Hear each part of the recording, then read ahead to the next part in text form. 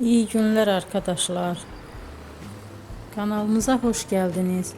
Bugün sizler için iki sevilen oyuncularımız Can Yaman ve Demet Özdemir'den yepyeni videolarını fanları için hazırladık.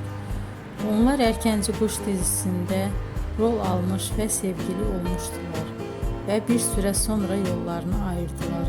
Biz onları birbirine çok yakıştırıyoruz ve onların en güzel videolarını fanları için hazırladık. Arkadaşlar, emeğinize saygı olarak yorum yazıp abone olmanızı diliyorum.